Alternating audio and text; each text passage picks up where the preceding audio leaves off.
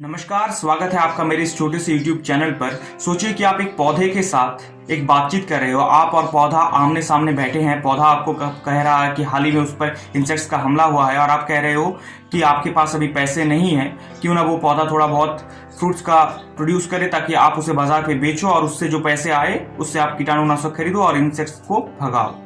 ये सुनकर आपको थोड़ा बहुत हैरानी हो रही है, लेकिन इससे भी हैरान करने वाली खबर ये आया है कि पालंग साग, जी हाँ स्पिनच, ने वैज्ञानिकों को ईमेल किया है। इस बात से पूरी दुनिया ही हैरान है। चलिए जानते हैं इस बात के पीछे छुपी हुई रहस्य के बारे में। मैसाचुसेट्स इंस्टीट्यूट ऑफ टेक्नोलॉजी ने 2016 में एक रिसर्च किया था जिसका कंप्लीट रिपोर्ट हाल ही में पब्लिश हुआ है। इस रिपोर्ट में क्या है जिससे पूरी दुनिया हैरान है। इस रिपोर्ट में कहा गया है कि स्पिनच के ऊपर वैज्ञानिकों ने कुछ नैनो पार्टिकल्स का इस्तेमाल किया। जो नैनो पार्टिकल्स लैंडमाइंस पे इस्तेमाल हुई केमिकल्स को पहचान सकता है और उसके तहत वो एक मैसेज भेजेगा एक और मशीन पे, और वो मशीन वैज्ञानिकों को ईमेल करेगा और ये ईमेल रेगुलरली आ रहा है। इससे एक चीज हमें पता चलता है कि हम जो पौधों को बेजुबान समझते हैं, हकीकत में वो बेजुबान नहीं है, उनके भाषा अलग है। वो भाषा केमिकल्स के जरिए ही होती है। इसे जानकर सोशल मीडिया में बहुत ज्यादा ही तनाव मच गया है। कुछ लोगों का मीम भी आया है जहां पर वो कह रहे हैं कि हमें तो पहले से स्पिनच पर शक था कि वो स्पाइंग करता है। कुछ लोगों का कहना है कि स्पिनच को भी अब ईमेल करना आता है लेकिन मेरी मम्मी को नहीं आती।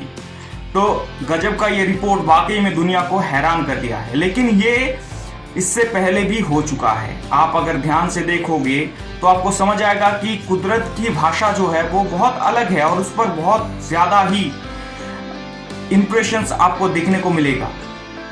आप देखोगे कि कुछ प्रजातियों के उद्भिद होते हैं या पेड़ होते हैं, जब इंसेक्ट्स का हमला होते हैं तो वो एक केमिकल्स हवा में छोड़ देते हैं जिनसे वहां के आसपास के बाकी पेड़ों को पता चल जाता है कि वाकई में इंसेक्ट्स का हमला हुआ है, और तब वो अपने शरीर पे या अपने जो कांड होते हैं वहां पर एक ऐसे केमिकल्स को लाते हैं जिसका स्वाद इंसेक्ट्स को पसंद नहीं आता, और इस तरह से वो खुद को बचाते हैं। कुछ और पौधे ऐसे भी हैं जो ऐसे केमिकल्स छोड़ते हैं जिनसे उन इंसेक्ट्स को खाने वाले जो पक्षियां होते हैं उन्हें इन्विटेशन मिलती है। एक तरह से वो उस महक को सूंघते सूंघते आ जाते हैं उस पेड़ के सामने और फिर उस इंसेक्ट्स को खाते हैं। एक तरह से अजीबोगरीब रिलेशनशिप होती है। बहुत सारे पौधे ऐसे भी हैं, पेड़ ऐसे भी हैं जहां पर अनगिनत पक्षियों को,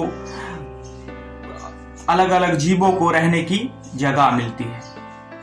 हम इंसान भले ही सोचते हैं कि आवाजों से ही जुबान बोली जाती है या फिर आप इशारों को देखकर भी भाषा को समझ सकते हो, लेकिन कुदरत की भाषा जरूरी नहीं है कि एक समान हो सकता है कि आपके घर पे जो बिल्ली है जो दिन रात म्याऊं म्याऊं करता रहता है, वो भी शायद आपसे कुछ कहता है।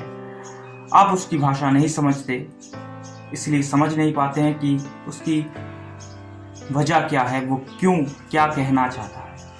हमें शायद समझना होगा। हम जब पेड़ को काटते हैं हमें लगता है कि वो बोल नहीं पाते हैं, पर क्या ये सच में है? ये नए रिसर्च बताते हैं कि ऐसा नहीं है। अगर वाकई में विज्ञान ने इन नैनो पार्टिकल्स का सही से इस्तेमाल किया, जैसा कि MIT के वैज्ञानिकों ने कहा है, तो आने वाले ड्रॉट्स, फ्लड्स जैसी संभावनाओं को, या तक कि भूकंप या बारिश कब होने वाली है, इसके बारे में भी जानकारी हमें मिल जाएगी। पेड़ हमें वो बता देंगे। ये खबर इतना इंपॉर्टेंट है कि इसे ना सिर्फ हमारे भारत के द गार्डियन जाने वाले इंडिया टुडे ने छापा, बल्कि सचमुच का जो अमेरिका के द गार्डियन है उसने भी छापा। इस खबर की महत्व ही इतना है, आप गूगल पे सर्च करके भी इन रिपोर्ट्स को पढ़ सकते हो। मुझे उम्मीद है कि आपको ये सेशन पसंद आया है। अगर पसंद आया है तो मैं चाहूंगा कि आप इस वीडियो को दूसरों के साथ शेयर कीजिए, और अगर आप चैनल पे नए हैं तो रिक्वेस्ट करूंगा कि चैनल को सब्सक्राइब कीजिए। मिलते हैं हमारे अगले सेशन में, तब तक के लिए खुश रहिए। जय हिंद।